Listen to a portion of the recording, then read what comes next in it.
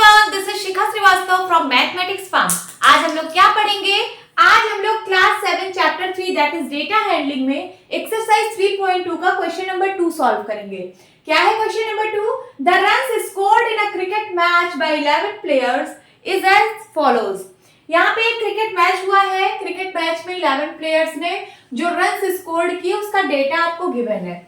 एक ने 6 run score किया, सेकंड ने 15 रन, थर्ड ने 120 रन स्कोर किया, फोर्थ ने 50, फिफ्थ ने 100 रन स्कोर किया, सिक्स्थ प्लेयर ने 80 रन स्कोर किया, सेवेंथ प्लेयर ने 10 रन स्कोर किया, एट्थ प्लेयर ने 15 रन, नाइन्थ प्लेयर ने 8 रन, 10th प्लेयर ने 10 रन एंड जो 11th प्लेयर था उसने 15 रन स्कोर किए हैं। Find the mean, mode and median of this data.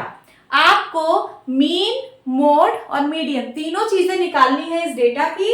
Are the three same. फिर उसके बाद सेकंड क्वेश्चन पूछ रहा है कि क्या ये तीनों सेम है? कौन तीनों? ये मीन, मोड और मीडियन। आपको लास्ट में बताना है क्या इन तीनों की वैल्यू सेम आ रही है। तो उससे पहले हमें इसको निकालना पड़ेगा, मीन की वैल्यू, मोड की वैल्यू और मीडियन की वैल्यू। चलिए स्टार्ट करते हैं। सबसे पहले ये जो डेटा दिया है ये डिसऑर्डर तरीके से दिया है। सबसे पहले हम इसको असेंडिंग ऑर्डर में अरेंज कर देते हैं। तो यहाँ पे लिखिए असेंडिंग ऑर्डर। क्या हो जाएगा इसमें? सबसे छोटी वैल्यू कौन सी है? I think 6। इसको टिक कर दीजिए कि ये वाला आपने ले लिया।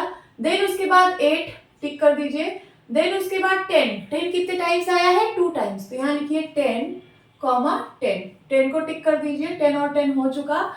देन उसके बाद 15 3 टाइम्स आया है। तो 15 1 2 एंड 3 टाइम्स।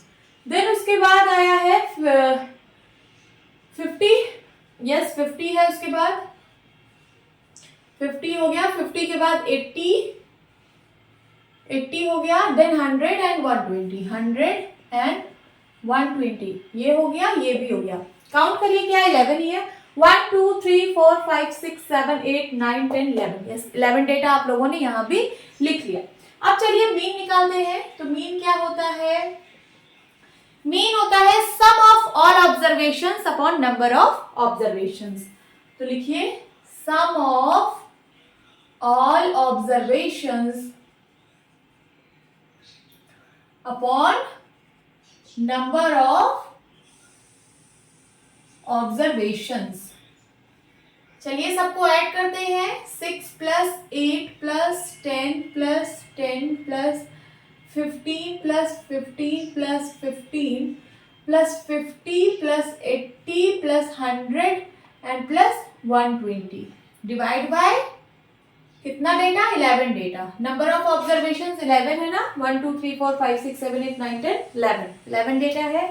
तो डिवाइड बाय 11। 1 2 3 4 5 6 7 8 9 10 11। ठीक है। अब इन सबको ऐड करना है। तो चलिए ऐड करते हैं। 10 10 20 ये हो गया 20 और उसके बाद 8 6 14 ये 14 हो गया।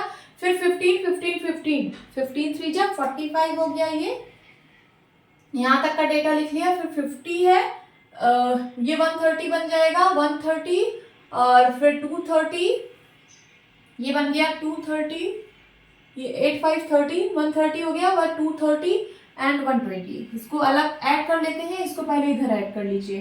तो यहाँ पे 5 4 9 एंड 4 1 5 5 2 7। यहाँ से यहाँ तक को जब ऐड किया तो ये आया है 79। देन प्लस अब यहाँ से ये 50 को नहीं ऐड किया अभी। 50 हाँ ऐड किया है। अब इन सबको ऐड करेंगे तो क्या आएगा? 3 2 5 एंड 2 1 3 350 डिवाइड बाय 11। चलिए ऐड करते हैं इन दोनों को। यहाँ पे 9 इसमें ऐड होगा, 9 आएगा। देन 7 5 12 कैरी आया 1 ये बन जाएगा 4 429 अपॉन 11। 429 को 11 से डिवाइड करिए। 11 3 जा 33 कितना आया? 33 के बाद 42 तो 34 35 36 37 38 39 40 41 42 9 आया। तो इसमें यहाँ लिखिए 9। देन ये 9 आ जाएगा। तो 11 कितनी बार जाए? 11 की टेबल कितनी बार पढ़ेगी? 99 आएगा। तो 11 9 जा 99। ठीक है। तो आंसर क्या आ गया? आंसर आ गया 39। 39 किसका आंसर है? ये है मीन का आंसर। हम लोगों ने मीन फाइंड आउट कर लिया। यहाँ पे मीन की वैल्यू आ गई है 39। नाउ अब फाइंड करेंगे मोड। यहां लिखते हैं मोड। मोड क्या होता है? Highest frequency of the data. इस डेटा की हाईएस्ट फ्रीक्वेंसी कौन सी है? तो देखते हैं कौन सा ज्यादा टाइम्स आया है। तो यहाँ आप देख लीजिए 15 एक ऐसा नंबर है जो 3 टाइम्स आ रहा है, बाकी 6 1 टाइम है, 8 1 टाइम है, 10 2 टाइम है, बट ये जो 15 है ये 3 टाइम्स आ रहा है। तो कौन सा डेटा ज्यादा बार रिपीट हो रहा है? 15। तो 15 इज योर मोड। मोड की वैल्यू आ गई 15। This is your answer. अब हमको निकालना है मीडियन। मीडियन, इस ऑब्जर्वेशन का मीडियन निकालना है, और ये जो नंबर ऑफ ऑब्जर्वेशन है वो ऑड है, क्योंकि यहाँ पे सिर्फ 11 ऑब्जर्वेशंस हैं। तो 11 जो है एक ऑड नंबर है, इसका मतलब n इक्वल्स टू 11 जो कि ऑड है। ऑड के लिए मीडियन का क्या फॉर्मूला होता है? मीडियन को हम लोग m से रिप्रेजेंट करते हैं। ये यहाँ पे भी आप m लिख सकते हो, और m की वैल्यू क्या हो जाएगी? n+1/2 term. यही होता है formula odd number of observations के लिए। तो n+1/2 टर्म। n की वैल्यू कितनी है? 11। 11 + 1/2 टर्म। ठीक है, 11 में 1 ऐड करिए, कितना हो जाएगा? 12। 12/2 टर्म।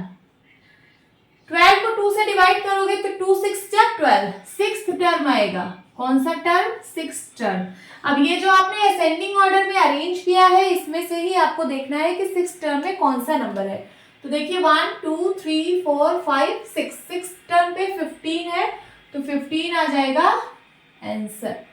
ठीक है, अगर आपको इस डेटा से ही ये फॉर्मूला अगर आप ना लगाना चाहते तो कैसे फाइंड आउट करते? क्योंकि नंबर ऑफ ऑब्जर्वेशंस ऑड है, 11 है, तो इसका मतलब 5 इस साइड से हटा दीजिए डेटा, 1 2 3 4 5 एंड 1 2 3 4 5, 5 इस साइड से हटा दीजिए, जो मिड का है वही आपका आंसर है। जब आप असेंडिंग ऑर्डर में अरेंज करना तो उसी में ये चीज करना, यहाँ पे नहीं कि जो डेटा गिवन है यहाँ से 5 को हटा दो, 5 को हटा दो, तो ये ऐसा नहीं। सबसे पहले असेंडिंग ऑर्डर में अरेंज करके तब उसके बाद ये जो मिड वाला वैल्यू होता है वही मीडियन होता है। मीडियन का मतलब मिड वाला वैल्यू, तो यहाँ पे मिड वाला वैल्यू क्या है? 15।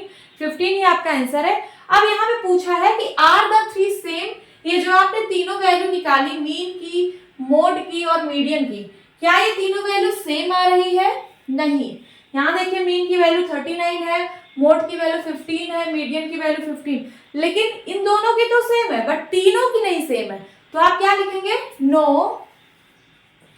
these are not same. Okay, hope students आपकी क्लास अच्छी लगी होगी। मिलती हूँ अपनी नेक्स्ट वीडियो में, तब तक के लिए बाय बाय, टेक केयर।